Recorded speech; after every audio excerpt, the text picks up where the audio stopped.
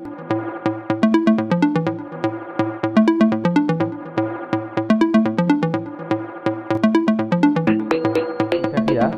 উদ্দেশ্যে বলছি, তোমরা যারা ঘরে বসে আছো, পড়ালেখা করছো না, তাদের জন্য অত্যন্ত দুঃখিত। কারণ এই সময় যদি ঠিকমতো পড়াশোনা না করো, সামনে যে পরীক্ষা আছে সেটা তোমরা কিভাবে কভার করবে। তো আমি অ্যাজ ইউজুয়ালি এইরকম একটা কথা বলতে চাই তোমাদের, যে তোমাদের অনেক বেশি পড়াশোনা করা দরকার। কারণ হচ্ছে প্রত্যেকটা স্টুডেন্টের মেধার যাচাই হবে তার পরীক্ষায়। সে কতটুকু ভালো মার্কস পাবে সেটার উপর ডিপেন্ড করবে তার ভালো কোনো কলেজে চান্স পাওয়ার বিষয়টা। তো যদি তোমাদের পড়তেই ইচ্ছে না করে, তাহলে তোমরা ভালো ফলাফল পাবে। তোমরা অনেকে এখন বুকে হাত দিয়ে দেখো, বলো তোমাদের নিজ নিজ বুকে হাত দিয়ে বলো যে তোমরা কোনোটা বই শেষ করেছো। তোমরা কোন বইটা শেষ করেছো এই চিন্তাটা করে দেখো তো।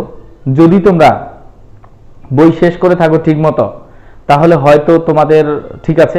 আর যারা এখনো বই শেষ করনি, এখনো আতঙ্কে আছো, এখনো পড়াশোনা করছো না, তাদের জন্য ভয়ঙ্কর সময় সামনে অপেক্ষা করছে।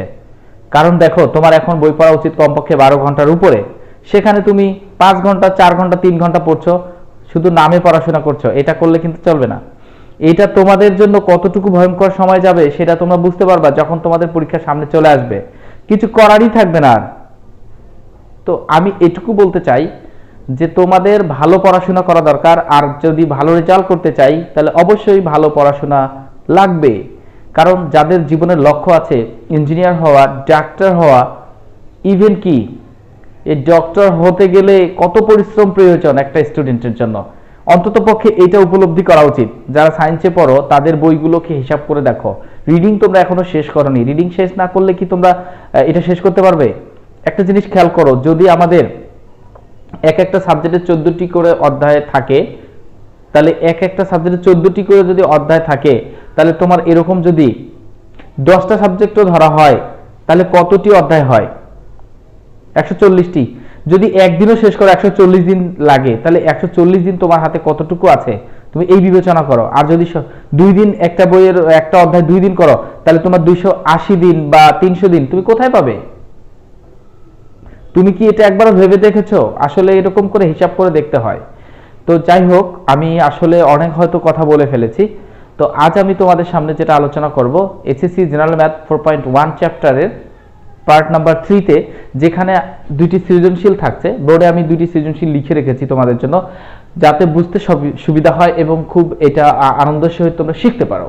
তো এখানে দেখো 21 নম্বর অঙ্কে বলছে p = x to the power a, q = x to the power b, r = x to the power c। ক নাম্বার প্রশ্নে যেটা দেয়া আছে, তাহলে আমাদের দরকার p এবং q। তাহলে আমরা 21 নং ক যদি লিখি, তাহলে আমরা কি দেওয়া আছে লিখবো, শুধু p আর q এর সম্পর্কটা লিখবা, আর দরকার নেই। কারণ p = আমাদের বলছে x to the power a আর q = বলছে x to the power b। তাহলে আমাদের অংশে বলছে p to the power bc আর q মাইনাস ca। তাহলে p এর মান কত? x to the power a, তার সাথে আছে কি দেখো bc। তাহলে আমরা বসিয়ে দিলাম ইনটু এটা মানে কত 1/qca। তাহলে এখন খেয়াল করে দেখো x to the power abc into 1/q এর মান কত? x to the power b। x to the power b যদি সাজিয়ে লিখি তাহলে কি পাওয়া যাবে? abc, কারণ এখানে ca আছে। তাহলে এটা এটা কাটা গেলে কত আসবে? রেজাল্ট 1। এটা তোমাদের রেজাল্ট ক নাম্বার। তো এরপরে দেখো খ নাম্বারে বলছে p q r সবগুলোই লাগবে। তাহলে আমরা অবশ্যই r এর যে মানটা সেটাও লিখব। তাহলে r এর মান x to the power c।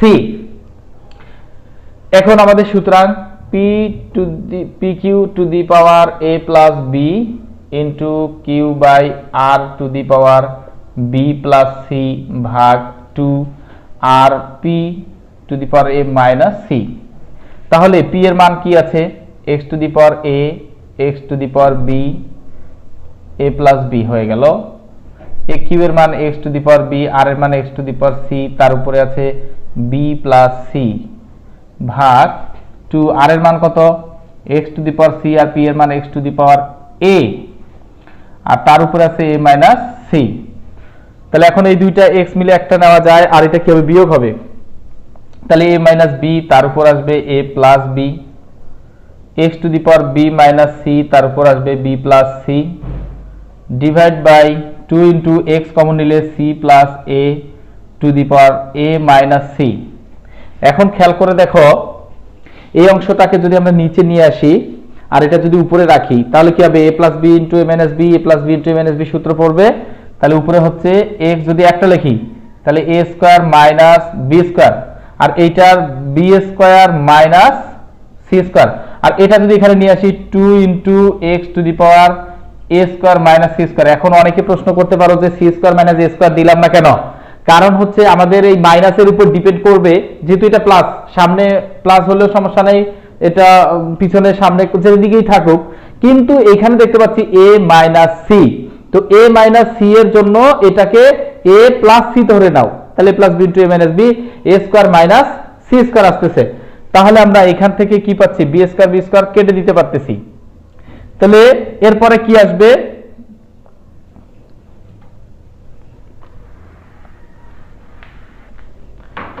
এখান থেকে খেয়াল করে দেখো, যদি আমরা x to the power A square minus C square লিখি আর 2 into x to the power A square minus C square লিখি, তাহলে এটা কি যাচ্ছে কাটা, তাহলে উপরে কিছু না থাকলে থাকে 1, নিচে থাকে 2। তাহলে এইটাই হচ্ছে আমাদের খ নাম্বারের রেজাল্ট।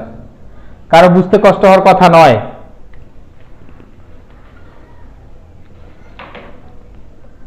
এটা খ নাম্বার হবে। হ্যাঁ, এরপর আসি গ নাম্বার। আমাদের কি বলছে, গ নাম্বারে কিন্তু একই ঘটনা, যে সবগুলোর মানগুলো লাগবে। হ্যাঁ, সবগুলোর মান লাগবে। তাহলে সবগুলোর মান যখন লাগবে, তাহলে আমরা দেওয়া আছে যা লিখেছি ঠিক আছে, শুধু এখানে নাম্বারটা গ দিয়ে দাও। আচ্ছা, তো এখানে আমাদের লেফট হ্যান্ড সাইড এবার আলোচনা করতে হবে। তাহলে আমরা লেফট হ্যান্ড সাইড যদি লিখি P by Q to the power A square plus A B plus B square into Q by R to the power B square plus B C plus C square into R by P to the power C square plus C A plus A square. তো মান আমরা বসিয়ে দিব আগের মতোই, এ Q এর মানে x to the power B, তার উপর হচ্ছে A square plus A B plus B square, মানে যা যা আছে বসিয়ে দিলাম, x to the power B x to the power C, B square plus B C plus C square into x to the power C x to the power A C square plus C A plus A square. তো এখন আমরা এখান থেকে x যদি common নেই, তাহলে a minus B to the power A square plus A B plus B square, এখানে x common নাও, b minus C whole to the power B square plus B C plus C square. Same একই কেস, এখানে c minus A আসবে, C square plus C A plus A square. এখন দেখো তো এই দুইটা মিলে যদি সূত্র পড়ে যায় কিনা। হ্যাঁ, অবশ্যই এটা সূত্র পড়ছে, a minus B into A square plus A B plus B square, মানে এটা গুণ অবস্থায় আছে, পাওয়ারে পাওয়ারে গুণ হয়। তাহলে a square a cube minus b cube, তাহলে কি হবে x to the power a cube minus b cube. তাহলে এখানে কি হবে b cube minus c cube, সেটা একবারে যোগ হয়ে যাবে, গুণ আছে, b cube minus c cube, পরেরটা c cube minus a cube. তাহলে এখন সবগুলো যদি কাটা যায়, রেজাল্ট আসবে আমাদের x টু দি পাওয়ার 0, মানে কত 1, সমান আমরা বলতে পারি রাইট হ্যান্ড সাইড শর্ট। তো এই হচ্ছে আমাদের গ নাম্বার অঙ্ক। এবার আসবো আমরা 22 নাম্বার সৃজনশীল। 22 নাম্বার সৃজনশীলে দেখো,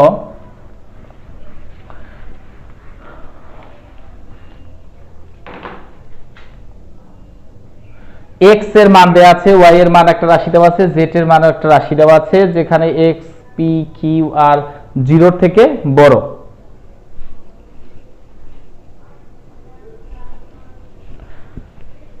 তো প্রিয় শিক্ষার্থীরা, প্রথম অবস্থায় x এর মান চেয়েছে, আমরা x এর মানের জন্য যেটা দেওয়া আছে সেটা লিখে ফেলি, 2a inverse 1 plus 2b inverse b whole to the power inverse 1। তাহলে 2 1 বাই ইনভার্সের কাজ করে দাও। যাদের এটা বুঝতে সমস্যা হচ্ছে তোমরা ফার্স্ট ভিডিওটি দেখে নাও। 2/a প্লাস 2 কি হবে b ইনভার্স 1, এটা লসাগু হবে ab, তাহলে 2b প্লাস সরি এখানে 3b হবে, তাহলে 3a হবে ইনভার্স 1, তাহলে এটা ভাগ উল্টিয়ে গুণ করলে এই ইনভার্সের কারণে ab টা যাবে উপরে আর নিচে সাজায় লেখা যাবে 3a প্লাস 2b, এটা অ্যান্সার।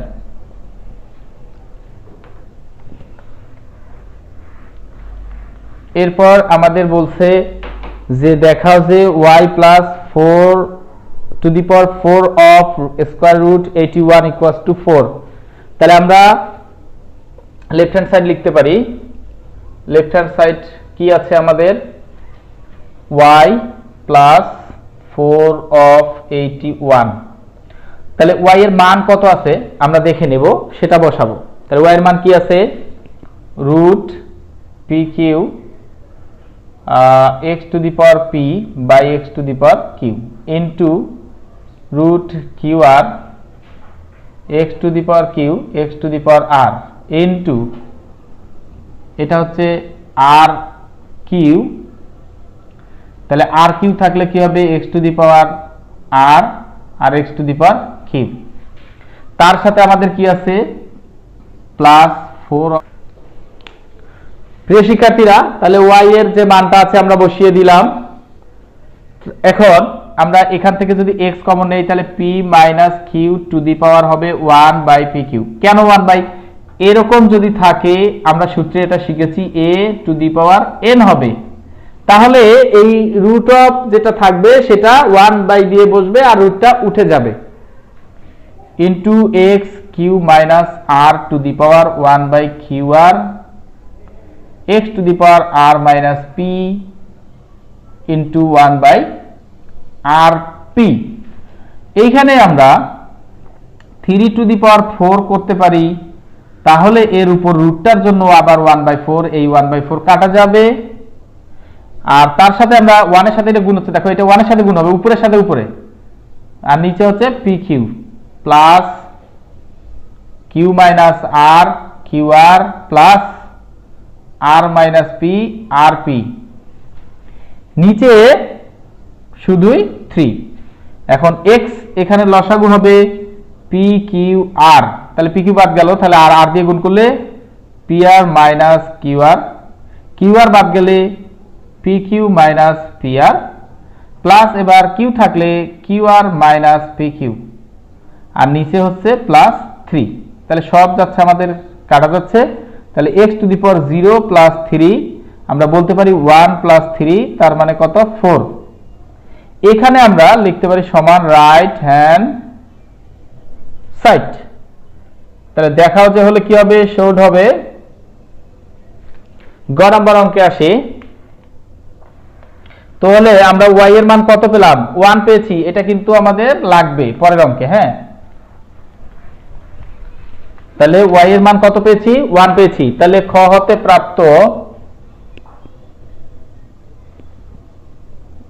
প্রাপ্ত y সমান 1 পেয়েছি আমরা, y ভাগ z, তাহলে আমরা লেফট হ্যান্ড সাইড দেই, আবার লেফট হ্যান্ড সাইড y ভাগ z, তাহলে y এর মান কত 1 ভাগ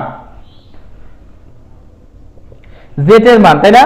তাহলে z এর যে অংশটা সেটা লিখবো, তাহলে কত আছে 5 to the power m plus 1, 5 to the power m into m minus 1 divide by 25 to the power m plus 1, 5m minus 1 into m plus 1। তো 1 আমাদের এখানে থাকবে, ডিভাইডের কাজটা করব আমরা, এখানে সাথে সাথে গুণ করব, কাজও করব, তাহলে m প্লাস 1, এই m এর সাথে m গুণ করলে m স্কয়ার, আর ভাগের জন্য মাইনাস হয়েছে আর প্লাসে মাইনাসে মাইনাস m ভাগ, এখানে কি করো 5 এর উপর কি দাও স্কয়ার, মানে 2m প্লাস 2, কারণ 5 এর উপর স্কয়ার মানে কি এরকম হবে, তাহলে আমরা এই 2টার সাথে এইটা গুণ করে দিব, তাহলে গুণ করলে কি হবে 2m প্লাস 2 একে 2 আর নিচে a plus b into a minus b অর্থাৎ m স্কয়ার মাইনাস 1 এর উপর স্কয়ার দিলেও হবে না দিলেও হবে 1 ডিভাইড বাই এখানে 5 to the power 2m plus 1 minus m square, আর এইখানে যদি আমরা 5 নেই, তাহলে 2m plus 2 minus m square minus 1। এরপরে 1 ডিভাইড বাই 5 রাখো, তাহলে 2m। এবার ভাগ আছে, কি হবে? বিয়োগ হবে।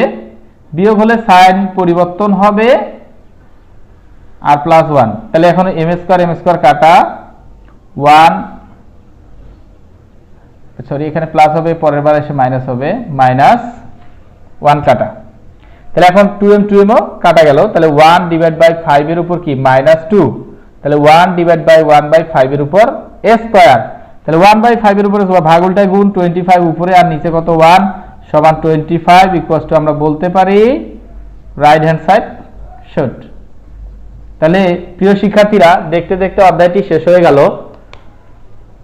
তোমাদের যদি ভালো লাগে লাইক কমেন্ট শেয়ার করে পাশে থাকো, বন্ধুদের সাথে শেয়ার করো বেশি বেশি। আসলে শুধু ভিডিও দেখলে তো হবে না, এটা শেয়ার করতে হবে, কমেন্ট করতে হবে, কোনো কিছু লাগলে বলতে হবে, আর যদি কোনো বলার থাকে সেটাও কি জানাতে হবে, তাই না? তাহলে তো আমি বুঝতে পারবো যে তোমরা আমার কাছ থেকে কি আশা করছো। তো আজ এ পর্যন্তই। সবার সুস্বাস্থ্য কামনা করে আল্লাহ হাফেজ।